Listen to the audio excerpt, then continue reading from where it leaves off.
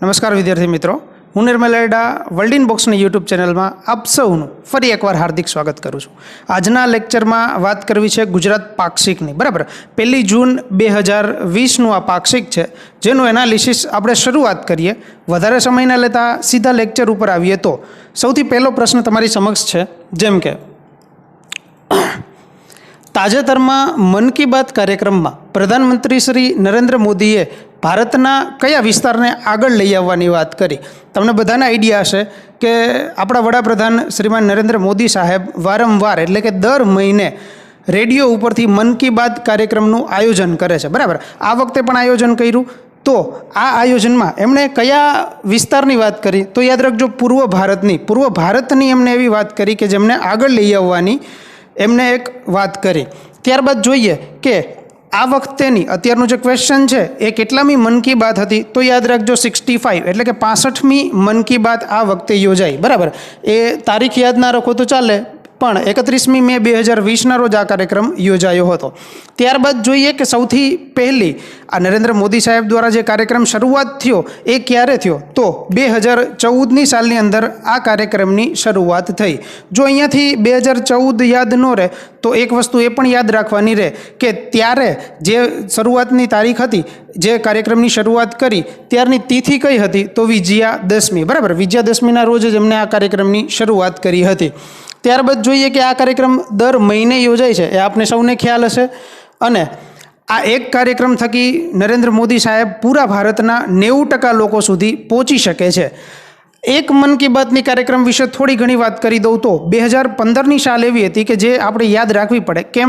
કેમ કે તમને બધાને આઈડિયા છે કે ભાઈ 26મી જાન્યુઆરીના રોજ જ્યારે દિલ્હીમાં કાર્યક્રમ કોઈ પણ યોજાય તો દર 26મી જાન્યુઆરીએ ભારત દેશ કોઈ પણ વિદેશી એટલે કે કોઈ પણ દેશને પોતાના દેશ તરફ એક આમંત્રણ મોકલતું હોય, જેના કારણે વિદેશીના કોઈ પણ રાષ્ટ્રપતિ, કોઈ એવા નેતા ભારત દેશની અંદર આવે અને કાર્યક્રમની ઉજવણી થાય। તો 2015ની સાલ એવી હતી કે જ્યારે 26મી જાન્યુઆરીના રોજ મુખ્ય અતિથિ મહેમાન તરીકે અમેરિકાના રાષ્ટ્રપ્રમુખ બરાક ઓબામા સાહેબ હતા, બરાબર।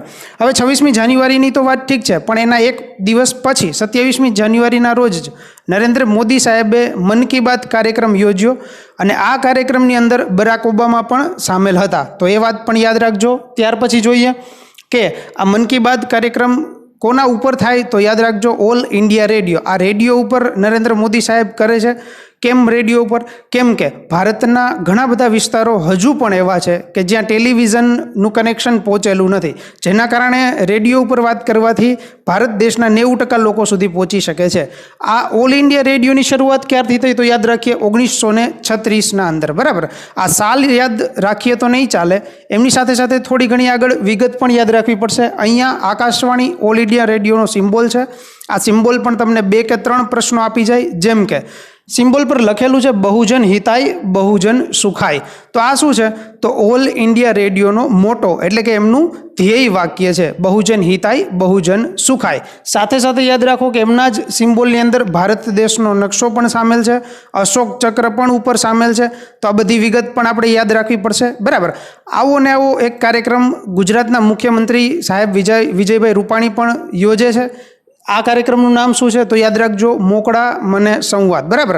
આ પણ વિગત યાદ રાખવી રહી। ત્યારબાદ જોઈએ next question number 2। Mann Ki Baat કાર્યક્રમમાં પ્રધાનમંત્રી શ્રી નરેન્દ્ર મોદી સાહેબે આંતરરાષ્ટ્રીય યોગ દિવસની વાત કરી। તો આ યોગ દિવસ ક્યારે યોજાય છે? લગભગ તમને બધાને આઈડિયા હોય કે આ યોગ દિવસ આપણે 21મી જૂનના રોજ યોજીએ છીએ, બરાબર। તો હવે જ્યારે 21મી જૂન આવશે ત્યારે આપણે આંતરરાષ્ટ્રીય યોગ દિવસ ઉજવશું। પણ અહીંયાથી ફક્ત 21મી જૂન યાદ નહીં રાખતા, થોડું ઘણું બેકગ્રાઉન્ડમાં લઈ જાઉં તમને। તો આની શરૂઆત ક્યારે થઈ? તો યાદ રાખજો, યુનાઇટેડ નેશન એટલે કે UN દ્વારા, જેનું વડું મથક ન્યુયોર્કની અંદર આવેલું છે, બરાબર। આ UN દ્વારા 2015થી આ કાર્યક્રમની શરૂઆત થઈ, આંતરરાષ્ટ્રીય યોગ દિવસની। આ UN દ્વારા શરૂઆત તો થઈ, પણ આ ઉજવવાનું સૂચન કોના દ્વારા થયું? તો યાદ રાખજો, ભારતના પ્રધાનમંત્રી એવા વડાપ્રધાન સાહેબ નરેન્દ્ર મોદી સાહેબ દ્વારા એમની સૂચન કરવામાં આવ્યું કે આ દિવસને આપણે આંતરરાષ્ટ્રીય યોગ દિવસ તરીકે ઉજવવો જોઈએ। સાથે 21મી જૂનનું એક મહત્ત્વ એ પણ છે કે 21મી જૂન છે એ પૃથ્વીમાં ઉત્તર ગોળાર્ધનો સૌથી લાંબામાં લાંબો દિવસ થાય। તમને બધાને આઈડિયા હશે કે ભાઈ પૃથ્વી જે છે એના સરખા 2 ભાગ પાડીએ તો આ જે વચ્ચેની જે લાઈન હોય એને વિષુવવૃત્ત કહેવાય, બરાબર છે। આ વિષુવવૃત્ત સરખા બે ભાગ કરે છે પૃથ્વીના, એટલે ઉપરનો જે ભાગ છે એને કહેવાય ઉત્તર ગોળાર્ધ અને નીચેનો જે ભાગ હોય એને કહેવાય દક્ષિણ ગોળાર્ધ।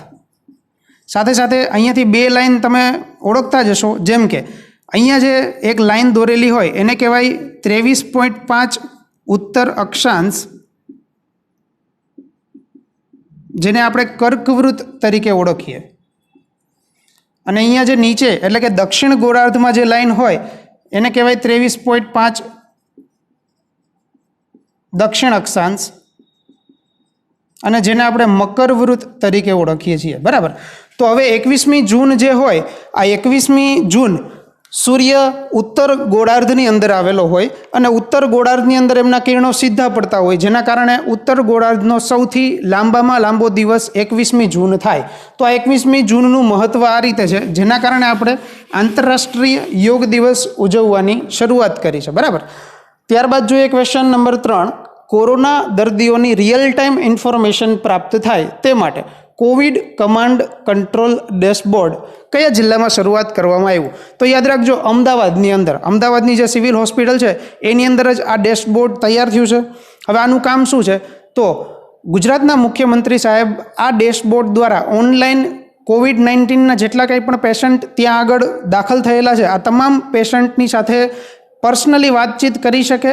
સાથે સાથે જ સિવિલ હોસ્પિટલ આ ડેશબોર્ડ દ્વારા જ જે કોઈ પણ દર્દી છે એમના ઘરે એટલે કે એમના સગાવાલાને પર્સનલી બધી જ પ્રકારની ઇન્ફોર્મેશન દર્દીની પહોંચાડી શકે, જેમ કે એમને જમવામાં શું આપવામાં આવે છે, સાથે સાથે એમને ક્યારે ડિસ્ચાર્જ કરવામાં આવશે, અત્યારે એમની સિચ્યુએશન કેવી છે, આ તમામ પ્રકારની જે વિગત છે એ ઓનલાઈન એમને મેસેજ દ્વારા મળે, એના માટેનું આ ડેશબોર્ડ શરૂ કરવામાં આવ્યું છે, બરાબર। નેક્સ્ટ જોઈએ MSME। આ MSMEનું પૂરું નામ જોવા જેવું છે। શું કામ? કેમ કે અત્યારે આપણે વાત કરી કે ભાઈ આત્મનિર્ભરતા તરફ એક કદમ આપણે ઉઠાવ્યું છે, સાથે સાથે નરેન્દ્ર મોદી સાહેબે જે વાત કરી આત્મનિર્ભર પેકેજની, એમાં 20 લાખ કરોડનું જે પેકેજ જારી કર્યું એની અંદર જે લોન મળે છે એ આ MSME ઉદ્યોગોને મળે છે। તો આ MSMEનું પૂરું નામ શું થાય? તો યાદ રાખો, micro small and medium enterprises, આ પૂરું નામ યાદ રાખવા જેવું રહ્યું। ત્યારબાદ ક્વેશ્ચન નંબર 5, તાજેતરમાં ભારત સરકારના DPIIT દ્વારા એટલે કે આ DPIIT ડિપાર્ટમેન્ટ દ્વારા રાજ્યોએ મેળવેલા FDIના આંકડાઓ જારી કરવામાં આવ્યા। આ જે આંકડાઓ જારી થયા એમાં સૌથી વધુ FDI કયા રાજ્યએ મેળવ્યું?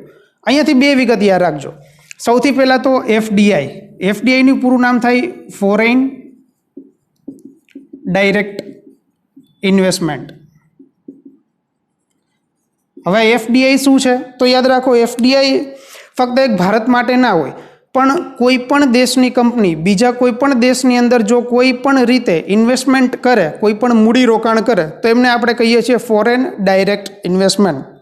અને જો ડીપમાં જઈએ તો ઘણા બધા FDIના પ્રકારો પણ પડતા હોય, એનો ઘણો બધો અર્થ પણ થતો હોય, પણ આપણા માટે અત્યારે એટલી જ વિગત યાદ રાખવાની કે હમણાં જે આંકડાઓ જારી થયા જેના દ્વારા એવું જાહેર થયું કે ગુજરાત રાજ્ય એવું છે કે જે ભારતના તમામ રાજ્યોમાં સૌથી વધારે FDI મેળવતું હોય, એટલે કે વિદેશી મૂડીરોકાણ સૌથી વધારે ધરાવતું હોય, આવું ગુજરાત રાજ્ય છે, બરાબર।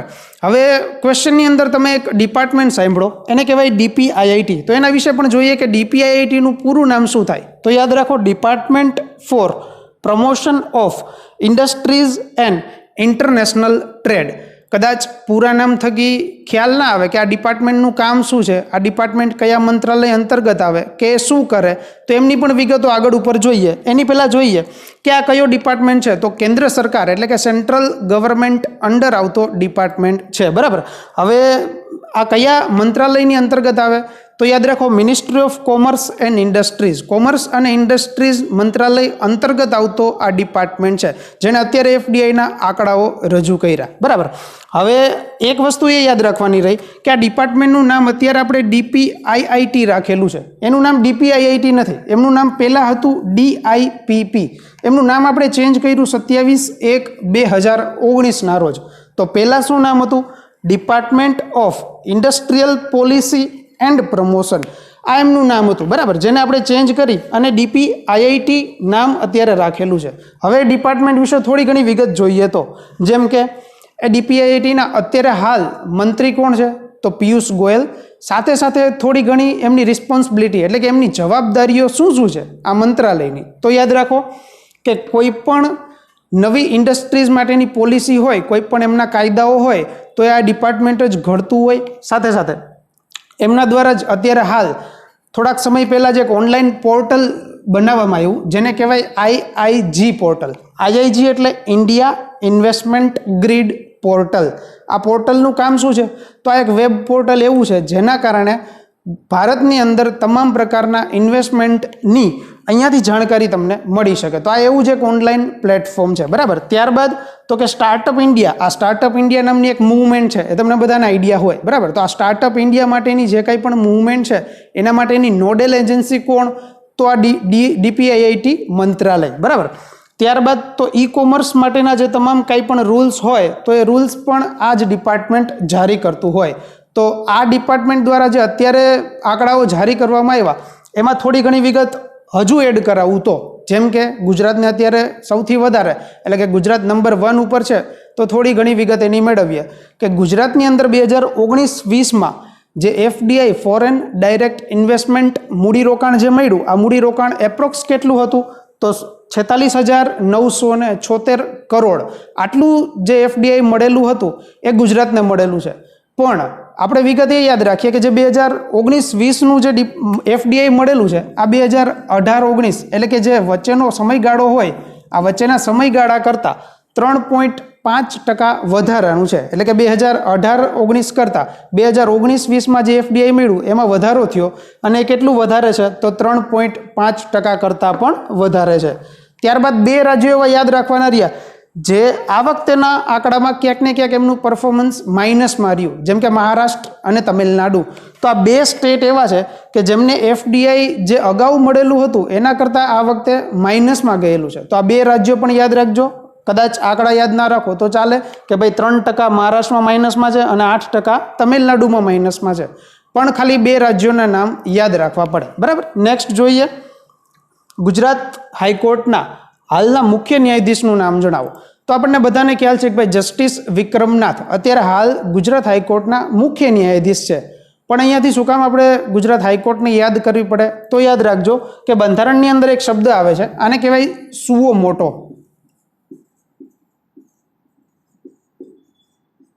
આ શબ્દ શું કહે છે? તો આ શબ્દનો અર્થ કદાચ જો તમે સાંભળેલું હોય તો એને કહેવાય PIL, પબ્લિક ઇન્ટરેસ્ટ લિટિગેશન. આને તમે ગુજરાતીમાં કન્વર્ટ કરો તો કહેવાય જાહેર હિતની અરજી. આ જાહેર હિતની અરજી એટલે શું? તો એવી અરજી કે જે ફક્ત ને ફક્ત સુપ્રીમ કોર્ટ અને હાઈકોર્ટની અંદર જ થતી હોય, અને આ એવી અરજી કે જે જાહેર હિતના સંદર્ભમાં હોય. તો આ જાહેર હિતની અરજીને જ આપણે PIL તરીકે ઓળખીએ છીએ, public interest litigation.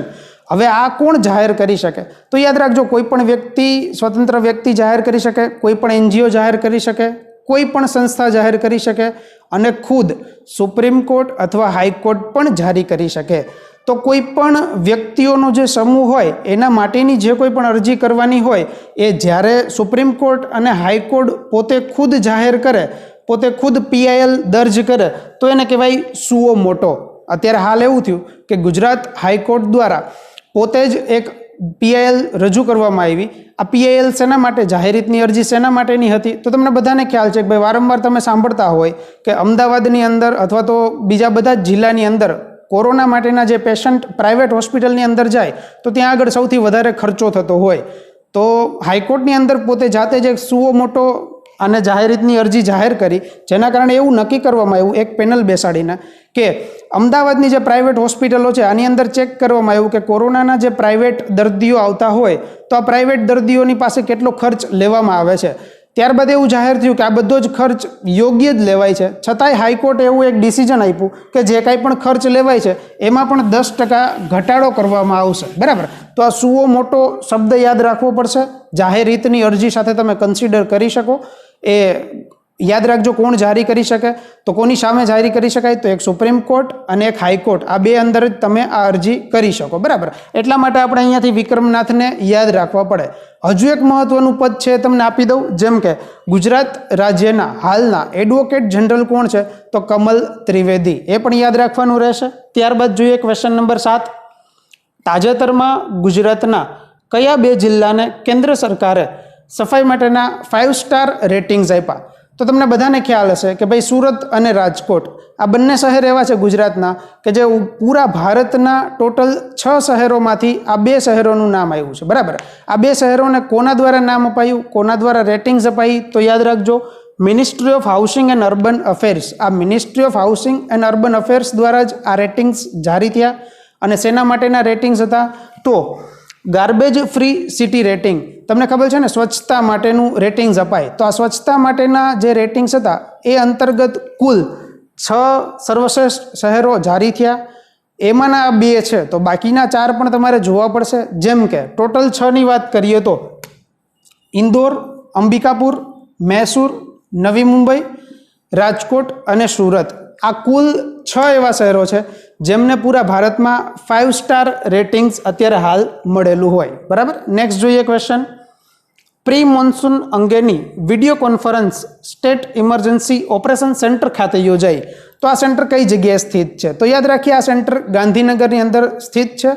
GeM GeM चोमासुं आवतुं जशे एम तमने ख्याल छे कि भाई कोई ने कोई रीते आपदा आवी शके तो एमना माटेनी प्री मोन्सून कामगीरी है आ सेंटर खाते एक मीटिंग योजाई आपड़ा जे मुख्यमंत्री साहेब है एमना द्वारा ज ऑनलाइन आ कॉन्फरन्स योजवामां आवेली हती कि हवे आवनारी परिस्थितिओने केवी रीते हेन्डल करी शकाय एना माटेनी आ बेठक हती बराबर। तो याद राखजो आ सेंटर गांधीनगर खाते आवेलुं छे। नेक्स्ट क्वेश्चन खेडूतोने पाक धिराणमां 7% बदले कुल केटला टका व्याजे आ पाक धिराण अपाय छे तो जेटला खेडूत हशे एमने खबर हशे कि भाई 0% व्याजे अत्यारे पाक धिराण मळे छे बराबर पण आ 7% हतुं तो आ 7% केम 0% छे तो याद राखो कि आ 7% कई रीते बाइफरगेट थाय तो 3% केंद्र सरकार भोगवे छे व्याज ज्यारे 4% राज्य सरकार व्याज भोगवे छे जेना कारणे खेडूतोने 0% व्याजे पाकनुं धिराण मळे बराबर। नेक्स्ट क्वेश्चन टप्पर डेम कया जिल्लामां आवेलो छे जो आ अननोन फेक्ट कदाच तमारी समक्ष हशे पण आपणने ख्याल होवो जरूरी छे कि भाई टप्पर डेम कया जिल्लामां छे तो याद राखजो कच्छ जिल्लानी अंदर अहींयाथी फक्त कच्छ जिल्लामां अंदर टप्पर डेम छे एवुं नहीं तमने बधाने कच्छ जिल्ला विषे थोड़ी घणी बेसिक विगत तो ख्याल ज हशे पण ज्यारे लेक्चर पूरो थशे त्यारे हूँ तमने कच्छ जिल्ला विषे थोड़ीक अननोन फेक्ट 4 के 5 आपीश बराबर। जोईए नेक्स्ट क्वेश्चन हाँ 2 एवा पद गुजरात पाक्षिकनी अंदर जाणवा जेवा हता ए हूँ तमने कहूँ तो गुजरात राज्यना प्रवासन मंत्री अत्यारे हाल कोण छे तो जवाहरभाई चावड़ा। त्यारबाद सामाजिक अने शैक्षणिक पछात वर्ग मंत्रालय ना मंत्री कोण छे तो याद राखो वासणभाई आहिर बराबर। नेक्स्ट जोईए देवगढ़ बारिया तालुको कया जिल्लानी अंदर आवेलो छे तो याद राखजो दाहोदनी अंदर हाँ पाक्षिकनी अंदर आ देवगढ़ बारिया तालुका विषे थोड़ी घणी विगत हती बराबर त्यां कंईक सारी एवी कामगीरी थई हशे पण आपणा माटे एवी विगत याद राखवानी रहे कि आ देवगढ़ बारिया तालुको कया जिल्लानी अंदर आवेलो छे तो दाहोदनी अंदर। त्यारबाद हजू एक याद राखवा जेवो तालुको छे जेने कहेवाय तलोद तो याद राखो तलोद कया जिल्लानी अंदर आवे तो साबरकांठा। त्यारबादनो क्वेश्चन कोविड-19 माटेनी रेपिड टेस्ट किट गुजरातना कया जिल्लामां बनाव माटेनी अत्यारे हाल मंजूरी अपाई छे तो याद राखजो वलसाड। आ वलसाड एवो जिल्लो छे कि ज्यां पूरा भारतमां प्रथम वखत ज कोविड-19 माटेनी रेपिड टेस्ट किट बनाववामां आवशे। आ टेस्ट किट छे याद राखजो आ पीपीई किट माटेनी वात नथी आनी पहेलानो जे लेक्चर हतो एमां आपणे पीपीई किट विषे संपूर्ण विगत चर्चा करेली हती बराबर पण आ रेपिड टेस्टनी वात छे। हवे जोईए वलसाडमां कई जग्याए तो याद राखजो वलसाडनो ज एक तालुको एने कहेवाय उमरगाम। उमरगाम तालुकामां सारीगाम जीआईडीसी खाते आवेलुं एक एकम जेनुं नाम छे लेबकेर डायग्नोसिस्ट प्राइवेट लिमिटेड तो आ एकमने मंजूरी मळेली छे कि आ टेस्ट किट बनावशे। एमना द्वारा एवुं पण जाहेर करवामां आव्युं कि पीपीई किट माटे पण अमे मंजूरी मागेली छे इन फ्यूचर ज्यारे आ मंजूरी मळी जशे तो एमना द्वारा पण पीपीई किट पण बनाववामां आवशे बराबर। तो आ गुजरातमां प्रथमवार थशे ए पण याद राखवानुं रह्युं। त्यारबाद आज माटेना आटला प्रश्नों है मैं तमने कीधुं कि भाई कच्छ माटेनी थोड़ी घणी विगत जाणीए। कच्छ माटेना अननोन फेक्ट जोईए तो जेम के कच्छना थोड़ा घणा नाम तमारी समक्ष राखुं छुं जेम के कच्छने पाताल द्वीप तरीके पण ओळखाय હવે આ પાતાલદ્વીપ તરીકે કેમ તો યાદ રાખો, મેગેસ્થનીજ નામનો જે મુસાફર હતો જ્યારે ગુજરાતની મુલાકાત આવ્યો ત્યારે એમણે કચ્છને પાતાલદ્વીપ તરીકે ઓળખાવેલું હતું. ત્યારબાદ હજુ એક નામ છે જેમ કે આબિરિયા. તો ઈસવીસન પહેલા સૈકામાં એટલે કે પહેલી સદીની અંદર પ્લિની નામનો જે ગ્રીક મુસાફર હતો એ જ્યારે ગુજરાત ત્યારે દેશ તરીકે અલગ એક રાષ્ટ્ર તરીકે હતું, બરાબર, ત્યારે ગુજરાતની મુલાકાત આવ્યો ત્યારે એમણે કચ્છની જે પ્રજા હતી એમણે ઓદામ્બીરી તરીકે ઉલ્લેખ કર્યો પોતાના પુસ્તકની અંદર અને કચ્છને નામ આપ્યું આબિરિયા, બરાબર. ત્યારબાદનું એક નામ યાદ રાખીએ, તાજ રાષ્ટ્ર. તો ઈસવીસન પૂર્વે 66માં જ્યારે બેક્ટ્રિયન મુસાફર સ્ટ્રેબો આવેલો હતો એમણે પોતાના પુસ્તકની અંદર કચ્છનો ઉલ્લેખ તાજના રાષ્ટ્ર તરીકે કરેલો છે. ત્યારબાદ અબુલ ફઝલ પણ ગુજરાતની મુલાકાત આવ્યો હતો.